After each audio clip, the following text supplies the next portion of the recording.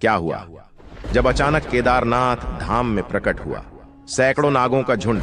आखिर क्या है इस घटना के पीछे का रहस्य? दोस्तों, जब भक्त के अंदर भगवान के प्रति असीम श्रद्धा होती है, दर्शन करने की लालसा होती है, तो दुनिया के आखिरी कोने से भी भगवान उसे अपने दरबार में बुला ही लेते हैं। लेकिन जब भक्त धर्म का दिखावा करते हुए अधर्म का साथ देता है, ऊपर से भक्ति का ढोंग दिखाकर अंदर से शैतानी स्वभाव रखना है, तो चौखट पर होने के बावजूद भी भगवान उसे दर्शन नहीं देते। आज की इस घटना से यही सीख आपको मिलने वाली है। इसलिए महादेव के सभी भक्त उनकी महिमा को जानने के लिए वीडियो को अंत तक देखते रहे, क्योंकि ऐसा चमत्कार सालों में एक बार होता है। आगे बढ़ने से पहले महादेव के सच्चे भक्त इस वीडियो को लाइक करके कमेंट बॉक्स में जय श्री केदार जरूर लिखें। इस घटना की शुरुआत होती है पुष्पा नाम की उम्र दराज महिला से, जिनकी उम्र तकरीबन 55 वर्ष थी।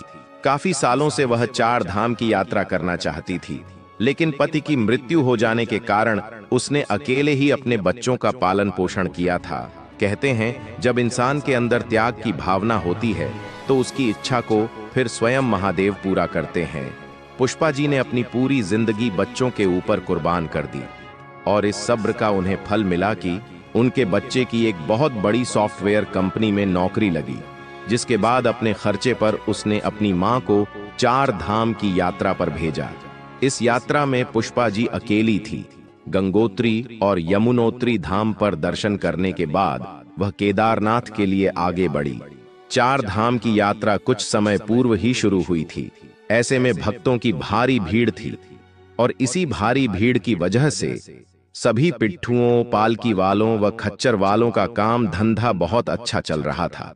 पुष्पा जी अपनी उम्र के कारण पैदल चढ़ाई नहीं कर सकती थी और किसी जानवर को तकलीफ देकर भी वह केदारनाथ नहीं जाना चाहती थी।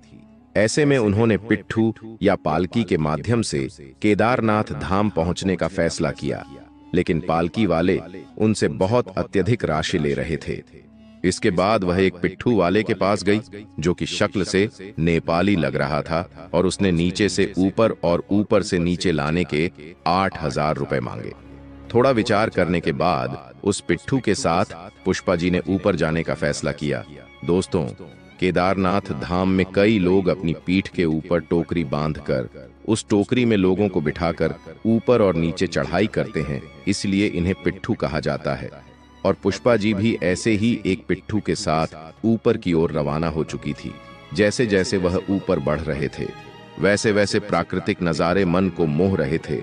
पास बहती मंदाकिनी नदी का स्वर कानों में जोर से पड़ रहा था, लेकिन आसपास तेज रफ्तार में चलते खच्चर पिट्ठू को परेशान भी कर रहे थे। पुष्पा जी अपने साथ कई खाने की सामग्री और कई पेय पदार्थ लेकर आई थी, जिसे उन्होंने उसे पिट्ठू के साथ भी साझा किया। इसी बीच उस पिट्ठू वाले के साथ उनकी बहुत सारी बातें होने लगी। वह उन्हें केदारनाथ के कई चमत्कार और रहस्य के बारे में भी बता रहा था, और इसी बातचीत में कब उन्होंने रामबाड़ा को पार कर लिया, पुष्पा जी को पता भी नहीं चला। उन्होंने साथ में फोटो भी लिए और बातचीत करते हुए वे जंगल चट्टी पहुंच गए, जहां से 3 किलोमीटर बाद भीम बल्ली में उस पिट्ठू ने पुष्पा जी को एक कैंप दिखाया, जिस स्थान पर वह रहता था।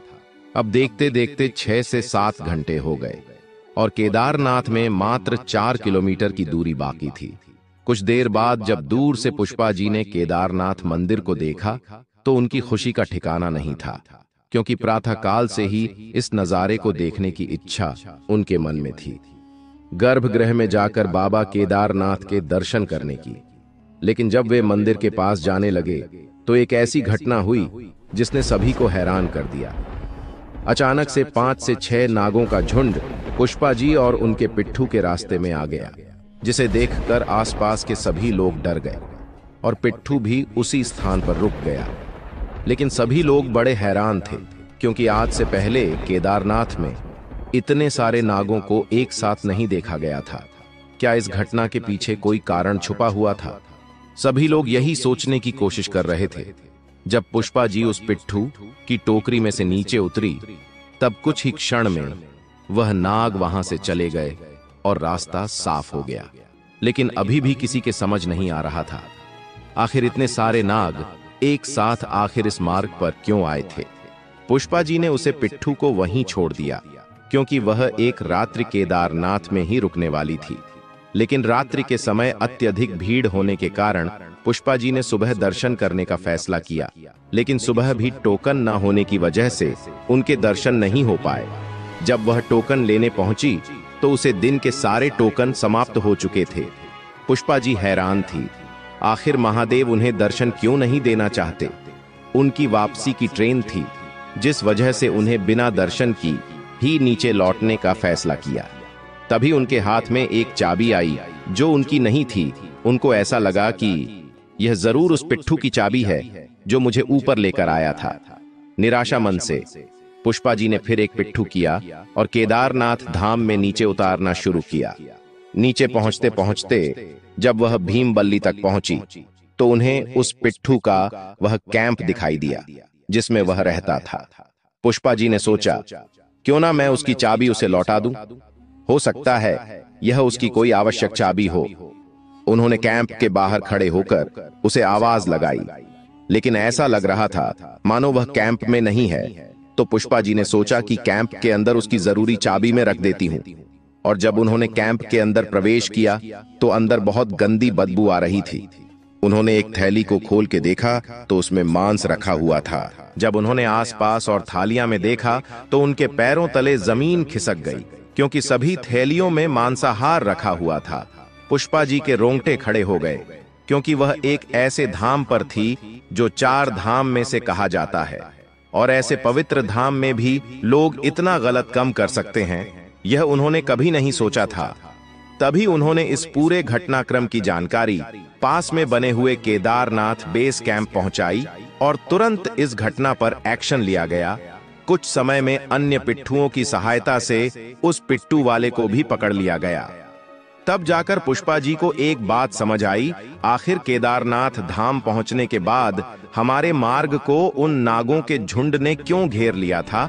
दरअसल वह पिट्ठू वाले को आगे बढ़ने से रोकना चाहते थे, क्योंकि ऐसे पवित्र स्थान पर ऐसे अधर्मियों का आना सख्त मना है, और मैंने ऐसे व्यक्ति के माध्यम से इस यात्रा को पूरा किया। शायद इसी वजह से महादेव ने मुझे भी दर्शन नहीं दिए।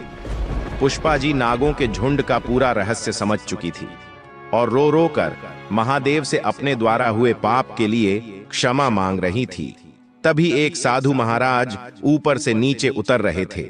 उन्होंने अपनी सिद्धियों के माध्यम से पुष्पा जी का सारा दर्द समझ लिया और उन्हें सहारा देते हुए समझाया कि आपके द्वारा जो भी काम हुआ है वह सब महादेव की ही लीला है। अपने धाम में कुछ भी गलती या कोई भी अपवित्र काम वे बर्दाश्त नहीं कर सकते। तुम केवल एक माध्यम हो और तुम्हारे माध्यम से ही यह सारा सच सामने आया है। इसके बाद उन साधु महाराज ने पुष्पा जी को दर्शन का एक टोकन प्रदान किया और कहा कि टोकन के माध्यम से इस बार तुम्हारे दर्शन जरूर होंगे, और वह वहां से चले गए। पुष्पा जी की आंखों में आंसू थे, लेकिन उन्हीं आंसुओं के साथ उन्होंने फिर जो पिट्ठू उन्हें नीचे लेकर आया था उसी के साथ ऊपर एक बार यात्रा शुरू करी और अपने बेटे को कहकर ट्रेन का रिजर्वेशन एक दिन आगे बढ़ाया और केदारनाथ धाम पहुंची। 3 से 4 घंटे भीड़ में लगने के पश्चात, दर्शन की लाइन में लगने के पश्चात, साधु महाराज द्वारा दिए गए टोकन से उन्होंने आखिरकार केदारनाथ ज्योतिर्लिंग के गर्भगृह में बहुत अच्छी तरह से दर्शन किए। इसके बाद वह बद्रीनाथ के लिए रवाना हुई और अपनी 4 धाम की यात्रा को पूरा किया। लेकिन दोस्तों, बहुत बड़ी विडंबना है, हाल ही में कई न्यूज चैनल में, कई अखबारों में हमें इस घटना की सच्चाई देखने को मिलती है कि किस प्रकार पिट्ठू के कैंप में अलग अलग क्षेत्र में केदारनाथ धाम में मांसाहार प्राप्त हुआ है। अर्थात जो लोग यात्रियों को बाबा केदारनाथ धाम तक पहुंचाते हैं वह भी इस तरह का गलत कर्म करके भक्तों की यात्रा को अपवित्र बना रहे हैं। कल युग के इस बढ़ते दौर में बस यही देखना बाकी रह गया था, लेकिन आशा है आगे ऐसी कोई घटना ऐसे किसी पवित्र धाम में ना हो। लेकिन इस पूरी चमत्कारी घटना से हमें यह सीख मिलती है कि भगवान के दर्शन हमें तभी हो सकते हैं जब हमारे कर्म अच्छे हो, मन में सही भाव हो और सही मार्गदर्शन से हो। उस पिट्ठू की गलती की वजह से नागों के झुंड को केदारनाथ धाम में अचानक प्रकट होना पड़ा और उसके मार्ग को रोकना पड़ा। कारण सिर्फ इतना था कि धार्मिक स्थल की पवित्रता बरकरार रहे। दोस्तों, अगर आपको भी यह वीडियो पसंद आई है तो आप लाइक जरूर करें। रोजाना ऐसी सत्य चमत्कारी घटना देखने के लिए हमारे चैनल को सब्सक्राइब करके बेल आइकन को अवश्य प्रेस कर लें। अभी के लिए आप सभी दर्शकों को हर हर महादेव।